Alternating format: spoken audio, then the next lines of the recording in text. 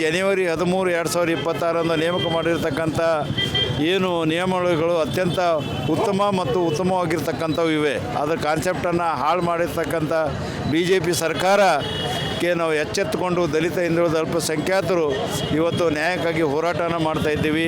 ರೋಹಿತ್ ವೇಮಲ್ ಅವರ ಏನು ಹೆಸರಿನ ಮೇಲೆ ನಡೀತಕ್ಕಂಥ ಆಗಿರ್ತಕ್ಕಂಥ ನಿಯಮಗಳನ್ನು ಕೂಡಲೇ ರಾಜ್ಯ ಸರ್ಕಾರ ಸಿದ್ದರಾಮಯ್ಯ ಸರ್ಕಾರನೂ ಕೂಡ ಅದನ್ನು ಜಾರಿ ತರಬೇಕು ಅಂತ ಆಗ್ರಹಿಸ್ತಾ ಇದ್ದೀವಿ. ಕೇಂದ್ರೀಯ ವಿಶ್ವವಿದ್ಯಾಲಯಗಳೇನಿದಾವೆ, IIT, IIM ವಳಗೊಂಡು ಕೇಂದ್ರದ ವಿಶ್ವವಿದ್ಯಾಲಯಗಳೇನಿದಾವೆ, ಅಲ್ಲಿ ಈ ಜಾತಿ ಕಾರಣಕ್ಕಾಗಿ, ಲಿಂಗದ ಕಾರಣಕ್ಕಾಗಿ, ಬುಡಕಟ್ಟು ಸಮುದಾಯಗಳನ್ನು ಕಾರಣಕ್ಕಾಗಿ ಅನೇಕ ತೊಂದರೆಗಳನ್ನು ಈ ದೇಶದ ಶ್ರಮಿಕ ವರ್ಗಗಳು ಮತ್ತು ಬಹುಸಂಖ್ಯಾತ ಸಮುದಾಯಗಳು ಅನುಭವಿಸ್ತಾ ಇದ್ದಾವೆ. ಒಂದಲ್ಲ ಒಂದು ರೀತಿಯಲ್ಲಾಗಿ ಜಾತಿನೇ ಮುನ್ನೆಲೆಗೆ ಬಂದು ಆತ್ಮಹತ್ಯೆಗೆ ಒಳಗಾಗುವ ಹಿನ್ನೆಲೆಯಲ್ಲಿ ಅವರನ್ನು ಕಿರುಕುಳ ನೀಡೋದ್ರ ಮೂಲಕ ಒಂದು ಇನ್ಸ್ಟಿಟ್ಯೂಷನಲ್ ಮರ್ಡರ್ಗಳನ್ನು ಭಾಳ ವ್ಯವಸ್ಥಿತವಾಗಿ ಅವರನ್ನು ಮಾಡಲಾಗ್ತಾಯಿದೆ. ನಮ್ಮದೇ ಹಿರಿಯಣ್ಣ ಅಂತ ಕರೀತಿರೋ ಅಥವಾ ನಮ್ಮ ಸಹಪಾಠಿ ಅಂತ ಕರೀತಿರೋ ರೋಹಿತ್ ವೇಮಲ್ ಆಗಿರ್ಬೋದು, ಅನಂತರದಲ್ಲಿ ಪಾಯಲ್ ಆಗಿರ್ಬೋದು, ಅನಂತರದಲ್ಲಿ ದರ್ಶನ್ ಸೋಳಂಕಿ ಆಗಿರ್ಬೋದು, ಶೋಷಣೆ ತಾಳಲಾರದೆ, ಜಾತಿಯ ಕಿರುಕುಳ ತಾಳಲಾರದೆ ವ್ಯವಸ್ಥಿತವಾಗಿ ಅವರು ಹೂಡುವ ಹುನ್ನಾರಗಳಿಗೆ ಬಲಿಯಾಗಿ ಇವತ್ತೇನಾದರೆ ಇನ್ಸ್ಟಿಟ್ಯೂಷನಲ್ ಅನ್ನುವ ಒಂದು ಮರ್ಡರ್ಗೆ ಬಲಿಯಾಗಿದ್ದಾರೆ. UGC 2026 ನಿಯಮಾವಳಿಗಳು ಜಾರಿ ಬರಬೇಕು ಅನ್ನೋದು ಹಕ್ಕೊತ್ತಾಯ ನಂದು.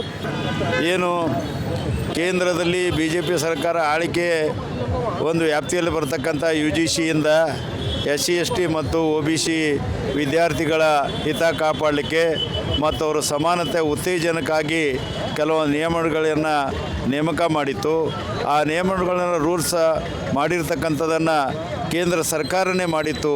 ಕೇಂದ್ರ ಸರ್ಕಾರ ಒಂದು ಕಡೆ ಮಾಡಿ ಇನ್ನೊಂದು ಕಡೆ ಅದಕ್ಕೆ ಸುಪ್ರೀಂ ಕೋರ್ಟ್ನಲ್ಲಿ ತಡೆಯಾಜ್ಞೆ ನೀಡುವಂತೆ ಒಂದು ನಿರ್ಧಾರ ತೆಗೆದುಕೊಂಡಿರ್ತಕ್ಕಂಥದ್ದು ತೀವ್ರವಾಗಿ ನಾವು ಖಂಡಿಸ್ತೇವೆ.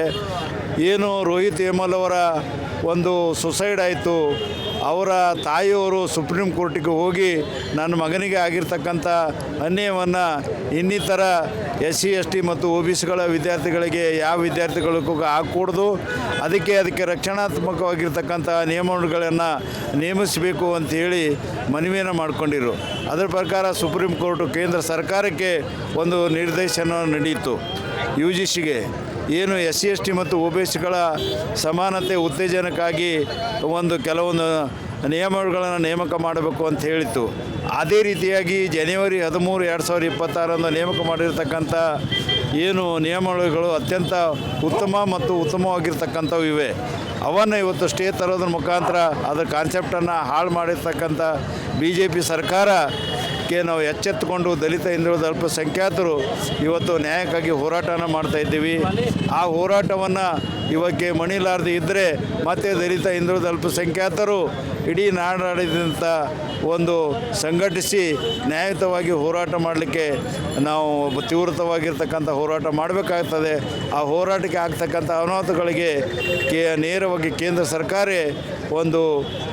ಅದಕ್ಕೆ ಒಂದು ಕಾರಣ ಆಗ್ತದೆ ಅಂತ ಈ ಸಂದರ್ಭದಲ್ಲಿ ಎಚ್ಚರಿಕೆಯನ್ನು ಹೇಳಿ, ಇನ್ನೊಂದು ರೋಹಿತ್ ವೇಮಲ್ ಒಂದು ಅಡಿಯಲ್ಲೇ ಅವರ ಹೆಸರಿನಲ್ಲಿ ಇವತ್ತು ಕರ್ನಾಟಕದಲ್ಲಿ SC ST OBCಗಳ ಹಿತ ಕಾಪಾಡಲಿಕ್ಕೆ ಅವರ ಸಮಾನತೆ ಉತ್ತೇಜನಕ್ಕಾಗಿ ಏನು ಕೆಲವೊಂದು ನಿಯಮಗಳನ್ನು ಕರ್ನಾಟಕ ಸರ್ಕಾರ ಮಾಡಲಿಕ್ಕೆ ಹೊರಟಿದೆ. ಈಗಾಗಲೇ 90-100% ನಿಯಮಗಳನ್ನು ಪೂರ್ತಿಗೊಂಡಿವೆ. ಅದಕ್ಕೆ ಸರ್ಕಾರ ಅತ್ಯಂತ ಮುತುವರ್ಜಿ ವಹಿಸು ಅದಕ್ಕೆ ರೋಹಿತ್ ವೇಮಲ್ ಅವರ ಏನು ಹೆಸರಿನ ಮೇಲೆ ನಡೀತಕ್ಕಂಥ ಆಗಿರ್ತಕ್ಕಂಥ ನಿಯಮಗಳನ್ನು ಕೂಡಲೇ ರಾಜ್ಯ ಸರ್ಕಾರ ಸಿದ್ದರಾಮಯ್ಯ ಸರ್ಕಾರನೂ ಕೂಡ ಅದನ್ನು ಜಾರಿ ತರಬೇಕು ಅಂತ ಆಗ್ರಹಿಸ್ತಾ ಇದ್ದೀವಿ. ಇದೇ ಸಂದರ್ಭದಲ್ಲಿ ಮಾನ್ಯ ಮುಖ್ಯಮಂತ್ರಿಗಳಿಗೆ ಒಂದು ಜಿಲ್ಲಾಧಿಕಾರಿ ಮುಖಾಂತರ ಮನವಿಯನ್ನು ಸಲ್ಲಿಸ್ತಾ ಇದ್ದೀವಿ. ನಾನು DG ಸಾಗರ್, ಕರ್ನಾಟಕ ರಾಜ್ಯ ದಲಿತ ಸಂಘರ್ಷ ಸಮಿತಿ ರಾಜ್ಯ ಸಂಚಾಲಕ. ಇವತ್ತು ಕರ್ನಾಟಕ ರಾಜ್ಯ ದಲಿತ ಸಂಘರ್ಷ ಸಮಿತಿ ವತಿಯಿಂದ ಇಡೀ ರಾಜ್ಯದ ಎಲ್ಲ ಜಿಲ್ಲಾ ಕೇಂದ್ರಗಳಲ್ಲಿ ಪ್ರತಿಭಟನೆ, ಮೆರವಣಿಗೆ ಮತ್ತು ಧರಣಿ ನಡೀತಾ ಇದೆ. ಈ ಧರಣಿ ಉದ್ದೇಶ ಏನಪ್ಪ ಅಂತಂದರೆ, ವಿಶ್ವವಿದ್ಯಾಲಯ ಅನುದಾನ ಆಯೋಗ SC ST ಮತ್ತು OBC ವಿದ್ಯಾರ್ಥಿಗಳಿಗೆ ಸಮಾನ ಪ್ರೋತ್ಸಾಹಿಸಲು ತಂದಿರುವ ನಿಯಮಾವಳಿಗಳನ್ನು ಸುಪ್ರೀಂ ಕೋರ್ಟ್ ನೀಡಿರುವ ತಡೆಯಾಜ್ಞೆಯನ್ನು ತೆರವುಗೊಳಿಸಬೇಕು. 2026 ಒಂದು ಆದೇಶ. ರೋಹಿತ್ ವೇಮಲ್ ಕಾಯ್ದೆಯನ್ನು ಕರ್ನಾಟಕ ಸರ್ಕಾರ ಜಾರಿಗೊಳಿಸಲೇಬೇಕು ಅಂತಕ್ಕಂಥ ಉದ್ದೇಶದಿಂದ ಇವತ್ತು ಡಾಕ್ಟರ್ DG ಸಾಗರ್ ಅವರು ರಾಜ್ಯ ಸಂಚಾಲಕರು ದಲಿತ ಸಂಘರ್ಷ ಸಮಿತಿ ಕರ್ನಾಟಕ ಇವರ ಅಧ್ಯಕ್ಷತೆಯಲ್ಲಿ ಇವತ್ತಿನ ದಿವಸ ಇಡೀ ರಾಜ್ಯಾದ್ಯಂತ ಹೋರಾಟ ನಡೀತಾ ಇದೆ. ಅಲ್ಲೇ SC ST ಹಾಗೂ ಹಿಂದುಳಿದ ವರ್ಗಗಳ ವಿದ್ಯಾರ್ಥಿಗಳಿಗೆ ಜಾತಿ ಧರ್ಮ ಇನ್ನಿತರ ತಾರತಮ್ಯ ಆಗುತ್ತಿರುವುದನ್ನು ತಡೆಗಟ್ಟಲು ಮಾಡಿರುವ UGC ನಿಯಮಗಳನ್ನು ಕೇಂದ್ರ ಸರ್ಕಾರ ಕೂಡಲೇ ಜಾರಿಗೆ ತರಲು ಒತ್ತಾಯಿಸಿ ಇವತ್ತು ನಾವು ಇಂಥ ಕಾರ್ಯಕ್ರಮ ಮಾಡ್ತಾಯಿದ್ದೇವೆ. ಇವತ್ತು ಕೇಂದ್ರ ಸರ್ಕಾರ ಇವತ್ತೇನು BJP ಸರ್ಕಾರ ಇವತ್ತು ನಮ್ಮ ದಲಿತ ವಿದ್ಯಾರ್ಥಿಗಳಿಗೆ, ದಲಿತ ನೌಕರರಿಗೆ, ದಲಿತ ಸಂಶೋಧನಾ ವಿದ್ಯಾರ್ಥಿಗಳಿಗೆ ಇವತ್ತು ವಿಶ್ವವಿದ್ಯಾಲಯ ಕೊಡ್ತಕ್ಕಂಥ ಸ್ಕಾಲರ್ಶಿಪ್ ಆಗಿರ್ಬೋದು ಮತ್ತು ಬೇರೆ ಬೇರೆ ಉದ್ದೇಶಗಳಿಗಾಗಿ ಇವತ್ತಿನ ದಿವಸ ಅವರು ಹೊಟ್ಟೆ ಕಿಚ್ಚನಿಂದ ಜಾತಿವಾದಿ ಮನೋಭಾವದಿಂದ ಅವರು ಇವತ್ತೇನಪ್ಪ ಅಂದ್ರೆ ಇಡೀ ಕಾನೂನನ್ನು ಇವತ್ತು ತಡೆಬಿಡ್ತಾ ಇದ್ದಾರೆ. ಹಾಗಾಗಿ ಇವತ್ತಿನ ದಿವಸ ನಾವು ದಲಿತ ಸಂಘರ್ಷ ಸಮಿತಿಯ ದಲಿತ ವಿದ್ಯಾರ್ಥಿಗಳು, ದಲಿತ ಹೋರಾಟಗಾರರು, ದಲಿತ ನೌಕರರು ಮತ್ತು OBC ವಿದ್ಯಾರ್ಥಿಗಳು ದಿವಸ ದೇಶವ್ಯಾಪ್ತಿ ಇವತ್ತು ಕರೆ ಕೊಟ್ಟು ಇವತ್ತಿನ ದಿವಸ ಈ ಕಾನೂನು ಜಾರಿಗೆ ಬರಲೇಬೇಕು, ಇದು ತಡೆಗಟ್ಟಬಾರ್ದು ಅನ್ನುವಂಥ ಉದ್ದೇಶದಿಂದ ಇವತ್ತಿನ ದಿವಸ ನಾವು ಇವತ್ತು ಸರ್ಕಾರಕ್ಕೆ ಎಚ್ಚರಿಕೆ ಕೊಡ್ತಾ ಇದ್ದೇವೆ. ಹಾಗಾಗಿ ಇವತ್ತಿನ ದಿವಸ ನಾವು DG ಸಾಗರ್ ಅವರ ನೇತೃತ್ವದಲ್ಲಿ ಇವತ್ತು ಇಡೀ ರಾಜ್ಯದಲ್ಲಿ ಇವತ್ತು ಗಮನ ಸೆಳೀತಾ ಇದ್ದೇವೆ. ಇದು ಮೊದಲನೇ ನಮ್ಮ ಹೋರಾಟ, ಇದು ಪ್ರಾರಂಭದ ಹೋರಾಟ. ಇದು ಒಂದು ವೇಳೆ ಇದಕ್ಕೆ ಮಡಿಲಿಲ್ಲ ಅಂತಂದರೆ ಇಡೀ ರಾಜ್ಯ ವ್ಯಾಪ್ತಿ, ಇಡೀ ದೇಶ ವ್ಯಾಪ್ತಿ ಏನಪ್ಪ ಅಂದರೆ OBC SC ST ಎಲ್ಲ ವಿದ್ಯಾರ್ಥಿಗಳಿಗೆ ತೆಗೆದುಕೊಂಡು, ಯೂನಿವರ್ಸಿಟಿ ವಿದ್ಯಾರ್ಥಿಗಳಿಗೆ ತೆಗೆದುಕೊಂಡು ಇವತ್ತು ದಿವಸ ಇಲ್ಲಿ ನಾವು ಹೋರಾಟ ಮಾಡಿಕೊಂಡು ನ್ಯಾಯ ಪಡಿತೇವೆ ಅನ್ನುವಂಥ ಉದ್ದೇಶದಿಂದ ಇವತ್ತು ನಾವು ಸ್ಟ್ರೈಕ್ ಮಾಡ್ತಾಯಿದ್ದೇವೆ. ನಮಸ್ಕಾರ. ನನ್ನ ಹೆಸರು SP ಸುಳ್ಳ, ಗುಲ್ಬರ್ಗ ವಿಶ್ವವಿದ್ಯಾಲಯದ ಸಿಂಡಿಕೇಟ್ ಸದಸ್ಯ. ಸರ್ಕಾರದ ಅಡಿಯಲ್ಲಿ ಬರತಕ್ಕಂಥ 48 ಕೇಂದ್ರೀಯ ವಿಶ್ವವಿದ್ಯಾಲಯಗಳೇನಿದಾವೆ, IIT IIM ಒಳಗೊಂಡು ಕೇಂದ್ರದ ವಿಶ್ವವಿದ್ಯಾಲಯಗಳೇನಿದಾವೆ, ಅಲ್ಲಿ ಈ ಜಾತಿ ಕಾರಣಕ್ಕಾಗಿ, ಲಿಂಗದ ಕಾರಣಕ್ಕಾಗಿ, ಬುಡಕಟ್ಟು ಸಮುದಾಯಗಳನ್ನು ಕಾರಣಕ್ಕಾಗಿ ಅನೇಕ ತೊಂದರೆಗಳನ್ನು ಈ ದೇಶದ ಶ್ರಮಿಕ ವರ್ಗಗಳು ಮತ್ತು ಬಹುಸಂಖ್ಯಾತ ಸಮುದಾಯಗಳು ಅನುಭವಿಸ್ತಾ ಇದ್ದಾವೆ. ಒಂದಲ್ಲ ಒಂದು ರೀತಿಯಲ್ಲಾಗಿ ಜಾತಿನೇ ಮುನ್ನೆಲೆಗೆ ಬಂದು ಆತ್ಮಹತ್ಯೆಗೆ ಒಳಗಾಗುವ ಹಿನ್ನೆಲೆಯಲ್ಲಿ ಅವರನ್ನು ಕಿರುಕುಳ ನೀಡೋದ್ರ ಮೂಲಕ ಒಂದು ಇನ್ಸ್ಟಿಟ್ಯೂಷನಲ್ ಮರ್ಡರ್ಗಳನ್ನು ಭಾಳ ವ್ಯವಸ್ಥಿತವಾಗಿ ಅವರನ್ನು ಮಾಡಲಾಗ್ತಾಯಿದೆ. ಇದಕ್ಕೆ ಉದಾಹರಣೆ ಅಂತಂದರೆ ಅನೇಕ ಸಂಗತಿಗಳನ್ನು ತಾವು ಗಮನಿಸ್ಬೋದು.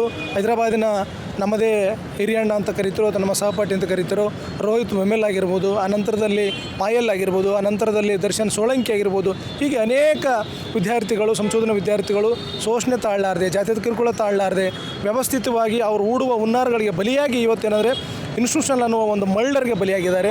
ಇದು ನಿಲ್ಲಬೇಕು ಅಂತಂದರೆ ಈಗ ತಂದಿರುವ ಹೊಸ ನಿಯಮಾವಳಿ ಏನಿದೆ, ವಿಶ್ವವಿದ್ಯಾಲಯವನ್ನು ಉಳಿಸುವ ಹಿನ್ನೆಲೆಯಲ್ಲಿ UGC 2026 ನಿಯಮಾವಳಿಗಳು ಜಾರಿ ಬರಬೇಕು ಅನ್ನೋದು ಹಕ್ಕೊತ್ತಾಯ ನಂದು. ಜಾತಿ ಕಾರಣಕ್ಕಾಗಿ ದೌರ್ಜನ್ಯಕ್ಕೊಳಗಾಗಿ ಆತ್ಮಹತ್ಯೆ ಮಾಡಿಕೊಂಡ ವಿದ್ಯಾರ್ಥಿಗಳ ಸಂಖ್ಯೆಯನ್ನು 122 ವಿದ್ಯಾರ್ಥಿಗಳ ಸಂಖ್ಯೆಯನ್ನು ಸುಪ್ರೀಂ ಕೋರ್ಟ್ಗೆ ಅಪ್ಡೇಟ್ ಕೂಡ ಸಲ್ಲಿಸಿದೆ. ಇಂಥ ಅನೇಕ ಸಂಖ್ಯೆಗಳಿದ್ದಾಗಲೂ ಕೂಡ, ಸಂಗತಿಗಳು ಜೀವಂತವಾಗಿದ್ದಾಗಲೂ ಕೂಡ ಇದನ್ನು ಪರಿಗಣಿಸದೆ, ಅದನ್ನು ಗಮನಿಸದೆ ಸುಪ್ರೀಂ ಕೋರ್ಟ್ ಏಕಾಏಕವಾಗಿ ಯಾವುದೋ ಒಂದು ವರ್ಗ, ಮೇಲ್ಜಾತಿ ಮೇಲ್ವರ್ಗಗಳು ಶೋಷಕರು ಅನಿಸ್ಕೊಂಡವರು ತಮ್ಮ ಹಕ್ಕನ್ನು ಪ್ರತಿಪಾದನೆಗಾಗಿ ಹೋರಾಟ ಮಾಡೋದನ್ನು ಪರಿಗಣಿಸಿ ಆ ಕಾಯ್ದೆಯನ್ನು ತಡೆ ನೀಡಿರುವಂಥದ್ದು ಅಕ್ಷಮ್ಯ. ಅದನ್ನು ಮಾಡಬಾರ್ದು. ಸುಪ್ರೀಂ ಕೋರ್ಟ್ ಇವೆಲ್ಲವನ್ನು ಪರಿಗಣಿಸಿ ಆ ಕಾಯ್ದೆಯನ್ನು ಜಾರಿ ಮಾಡಬೇಕು, ಯಥಾವತ್ತಾಗಿ ಜಾರಿ ಮಾಡಲಿಕ್ಕೆ ಅವಕಾಶ ಮಾಡಿಕೊಡ್ಬೇಕು. ಇನ್ನೊಂದೇನು ಅಂದರೆ ಭಾಳ ಮುಖ್ಯವಾಗಿ ಕುತಂತ್ರವಾದಿಗಳು, ಕೇಂದ್ರ ಸರ್ಕಾರ ಏನು BJP ಸರ್ಕಾರ ಅದಲ್ಲ, ಒಂದು ಶೋಷಿತ ಸಮುದಾಯಗಳ, ದಲಿತ ಹಿಂದುಳಿದಗಳ ಹಕ್ಕುಗಳನ್ನು ನಾವು ರಕ್ಷಣೆ ಮಾಡ್ತೀವಿ ಅನ್ನೋದನ್ನು ಹೇಳ್ತಾನೆ ಒಳಗಡೆ ಅದೇ ಕಾಯ್ದೆ ಒಳಗಡೆ EWS ಅಂದರೆ ಕೇವಲ 3% ಇರುವ ಒಂದು ಶೋಷಕ ವರ್ಗವನ್ನು ಕೂಡ ಸೇರಿಸಿದೆ. ಆ ಸಮುದಾಯಗಳ ಜಾತಿ ಕಾರಣಕ್ಕೆ ಅನ್ಯಾಯಕ್ಕೆ ಒಳಗಾಗದೇ ಇರುವಂಥ ಸಮುದಾಯಗಳನ್ನು ಸೇರಿಸಿ ಆ ಒಂದು ಕಾಯ್ದೆಯನ್ನು ಏನಂತಂದರೆ ದುರ್ಬಲಗೊಳಿಸುವ ಹುನ್ನಾರ ನಡೀತದೆ. ಅದನ್ನು ಕೂಡ ಮರುಪರಿಶೀಲನೆ ಮಾಡೋದನ್ನು ಹಿಮ್ಮುಖವಾಗಿ ತೊಗೊಳ್ಬೇಕು ಅನ್ನುವಂಥದ್ದು ನಾನು ಆಗ್ರಹ ಮಾಡ್ತೀನಿ. ಡಾಕ್ಟರ್ ನಂದಕುಮಾರ್ ಅಂತೇಳಿ. ವಿಶ್ವವಿದ್ಯಾಲಯ ಅನುದಾನ ಆಯೋಗ SC ST OBC ವಿದ್ಯಾರ್ಥಿಗಳಿಗೆ ಸಮಾನತೆ ಪ್ರೋತ್ಸಾಹಿಸಲು ತಂದಿರುವ ನಿಯಮಾವಳಿ 2026ಕ್ಕೆ ಸುಪ್ರೀಂ ಕೋರ್ಟ್ ನೀಡಿರುವ ತಡೆ ಆಜ್ಞೆಯನ್ನು ತೆರವುಗೊಳಿಸಬೇಕು ಹಾಗೂ ಲೋಹಿತ್ ವೆಮ್ಲೋ ಕಾಯ್ದೆಯನ್ನು ಕರ್ನಾಟಕ ಸರ್ಕಾರ ಕೂಡಲೇ ಬೇಗನೆ ಜಾರಿ ಮಾಡಬೇಕು. ಮತ್ತು SC ST ಹಾಗೂ ಹಿಂದುಳಿದ ವರ್ಗಗಳ ವಿದ್ಯಾರ್ಥಿಗಳಿಗೆ ಜಾತಿ ಧರ್ಮ ಇನ್ನಿತರ ತಾರತಮ್ಯ ಆಗುತ್ತಿರುವುದನ್ನು ತಡೆಗಟ್ಟಲು ಮಾಡಿರುವ UGC ನಿಯಮಾವಳಿಗಳನ್ನು ಪ್ರಶ್ನಿಸಿ ಕೆಲವರು ಮೇಲ್ಮನವಿಯನ್ನು ಸಲ್ಲಿಸಿರುವುದನ್ನು ಕೂಡಲೇ ಸರ್ಕಾರ ಮಧ್ಯಸ್ಥಿಕೆ ವಹಿಸಿ ಏನು ಮೇಲ್ಮನವಿಯನ್ನು ವಜಾಗೊಳಿಸಿ ಕರ್ನಾಟಕ ಸರ್ಕಾರ ಬೇಗನೆ ಈ ಕಾಯ್ದೆಯನ್ನು ಜಾರಿಗೊಳಿಸಬೇಕು. ದೇಶಕ್ಕಾಗಿ ಮತ್ತು ಒಂದು ಒಳ್ಳೆಯ ವಿದ್ಯಾಭ್ಯಾಸವನ್ನು ಕೊಡ್ತಕ್ಕಂಥ ಶಿಕ್ಷಣ ಕ್ಷೇತ್ರಗಳಲ್ಲಿ ಈ ಯಾವುದೇ ರೀತಿಯ ಕಲಾಗಳಾಗಲಿ, ಜಾತಿ ಹೆಸರ ಮೇಲಾಗಲಿ, ಧರ್ಮದ ಹೆಸರ ಮೇಲಾಗಲಿ ನಡಿಬಾರ್ದು ಅಂತ ಹೇಳ್ಕೇಸಿ ಇವತ್ತಿನ ದಿವಸ ಕರ್ನಾಟಕ ರಾಜ್ಯ ದಲಿತ ಸಂಘರ್ಷ ಸಮಿತಿ ರಾಜ್ಯದ ಎಲ್ಲ ಜಿಲ್ಲಾ ಕೇಂದ್ರಗಳಲ್ಲಿ ಈ ಧರಣಿ ಸತ್ಯಾಗ್ರಹ ಕಾರ್ಯಕ್ರಮವನ್ನು ಹಮ್ಮಿಕೊಂಡಿದ್ದೇವೆ. ನಿಷ್ಠಾವಂತ ವಿದ್ಯಾರ್ಥಿಗಳು ಮತ್ತು ಒಂದು ಇಂಟೆಲಿಜೆಂಟ್ ಇರ್ತಕ್ಕಂಥ ವಿದ್ಯಾರ್ಥಿಗಳನ್ನು ಬೆಂಬಲಿಸಬೇಕು. ಮಾನಸಿಕವಾಗಿ ಹಿಂಸೆ ಕೊಡೋದ್ರ ಮುಖಾಂತರ ಏನು ವಿಶ್ವವಿದ್ಯಾಲಯಗಳಲ್ಲಿ ಕಲಹ ಪ್ರಕರಣಗಳು ದಾಖಲಾಗ್ತವೆ, ಅದನ್ನು ತಡೆಗಟ್ಟಲಿಕ್ಕೆ ಕೇಂದ್ರ ಸರ್ಕಾರ ಆಗಿರ್ಬೋದು, ರಾಜ್ಯ ಸರ್ಕಾರ ಆಗಿರ್ಬೋದು ಮುಂದಾಗಬೇಕು ಅಂತೇಳಿ ತಮ್ಮಲ್ಲಿ ನಾನು ವಿನಂತಿಯನ್ನು ಮಾಡ್ಕೊಳ್ತೀನಿ. ಸುರೇಶ್ ಆದಿಮನಿ, DSS ಕನ್ನಡ.